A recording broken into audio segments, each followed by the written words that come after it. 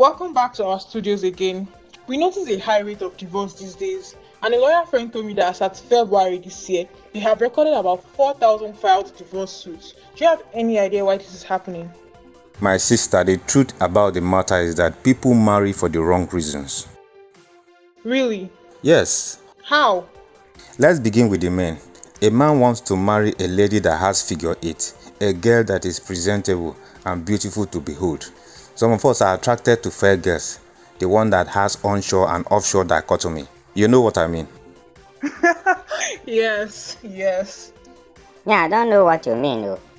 Takpo, don't worry, the topic is not A for apple, B for babu. Uncle, you are insulting the personality of my personal person. Takpo, stop distracting me. So like I was saying, that is what a man looks out for in a lady. Because the male man is logical and the female is emotional. That is why a man could be driving and can mistakenly hit another person's car because he's looking at a girl that is crossing the road. Are you saying ladies don't admire cute looking guys? Of course they do, but what I'm saying is that a man looks at a girl for 1,000 reasons. If her chest is full, he will look. If her back is heavy, he will look. If her hair is long, he will look. If she is fair, he will look. If she is tall, he will look. We look for every reason. But it's not all men, please. Don't get me wrong. Yeah, I wanted to tell you that I don't look. Takpo, you look. Shame me. Yes, your own is looking at food. If you put food inside a box of clothes, Takpo will know that there is food inside. Are you serious? Takpo might be going to school. When he sees someone carrying ice cream, he will look at the person until he follows the person home, forgetting that he was going to school. Uncle, you are lying, Jerry. It's alright, you two are funny. So you're saying the men marry for the outward look? Most times, yes. The physical appearance speaks a lot to us. But not every man, like I said.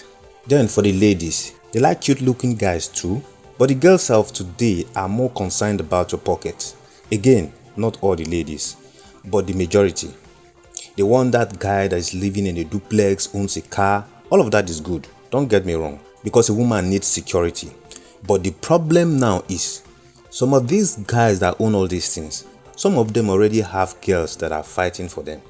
And do you know the funniest thing? Some girls, even when they know that there are some other girls in this guy's life, they will still put their head because he has money.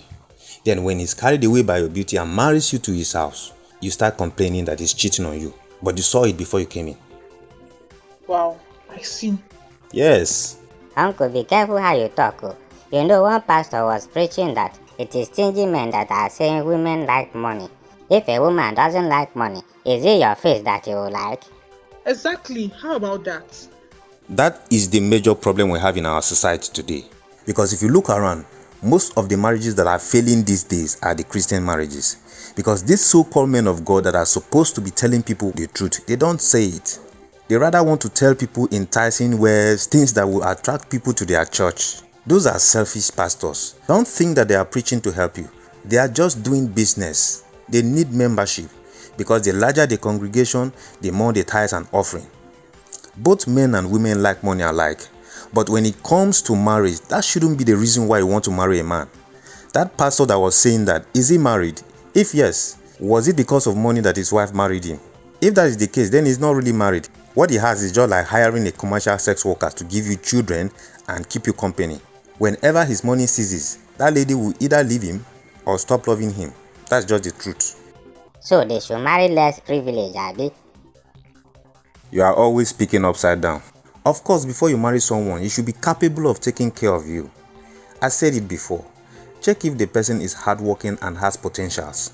If yes, then forget if he has money now or not. The future matters more.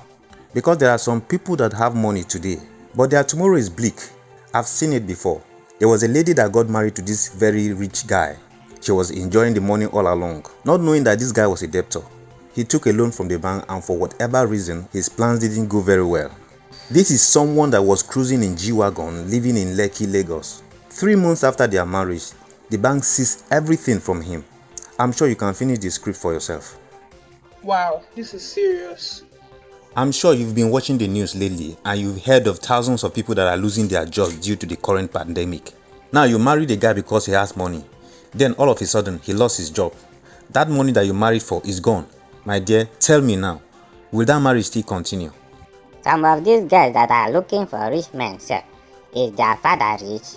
Some of them, their elder brother is still living in their father's house, sir. You can say that again. So you see that marrying for money is OOP completely. Another thing is that some people are not ready to marry in the first place. Not that they are not old enough, but they are not just ready. I don't know how to explain it.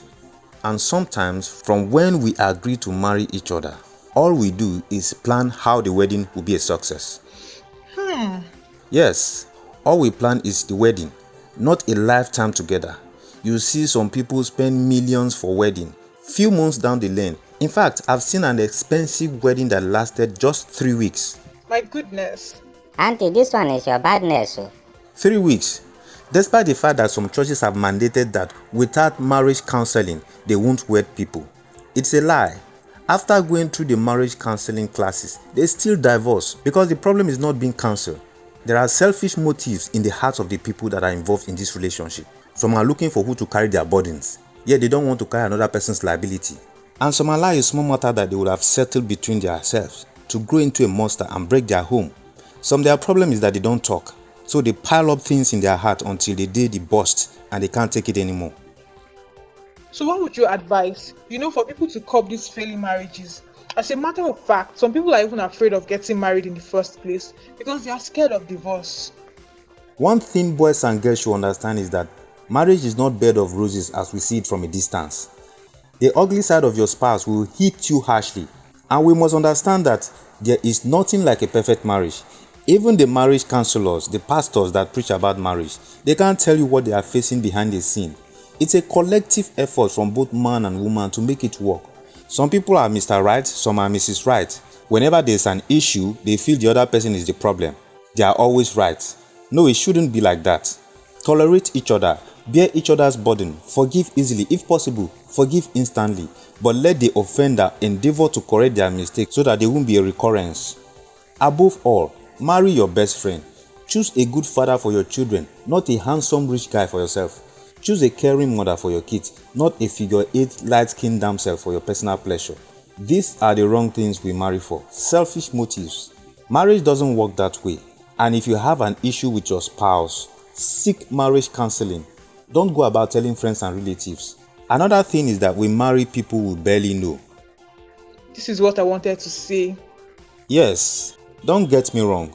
It is not how long you date someone. Some date for 5 years, and after marriage, they separate in 6 months. Meanwhile, others date just 7 months, and they are just cruising after settling down. Most importantly, be truthful to your partner. Don't hide anything. If the person doesn't like you because of your flaws, then let the person look for someone else. Because sometimes what breaks marriages most are lies that pop up along the way. If you have a child, tell your partner on time. Not when the person finds out and you start saying, I was waiting for the right time. Right time after marriage. You see? We both can pretend, men and women alike. But when you get married and you are now living together, you can't hide anything forever. That's when you start seeing the ugly side of your partner. If you are dating someone, don't make it a true affair. Get to know your partner's friends. They say, show me your friends and I'll tell you who you are. Get to meet the family members. At a point, hang out with the siblings if you can. Make them your friends. Sometimes we make it just true affair, you and your partner. Then when an issue arises, you don't know who have the soft spot of your spouse. Wow, that is all we can take for today. Thank you so much for coming. It was a nice time having you both. Mr. Takpo didn't talk much today. Is it because it is an adult affair?